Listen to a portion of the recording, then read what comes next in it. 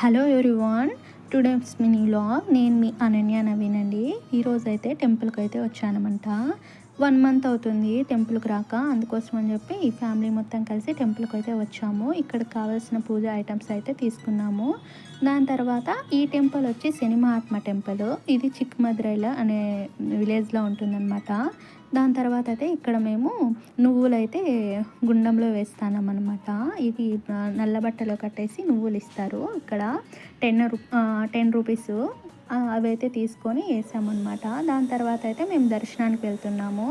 లోపలైతే వీడియో అలో లేదు, అందుకోసం అని చెప్పి నేను దర్శనం వీడియో పెట్టలేదు. ఇక్కడైతే బయట మేము కొబ్బరికాయ కొట్టుకొని దర్శనానికి అయితే వెళ్ళొచ్చాము. దర్శనం మంచిగా జరిగింది.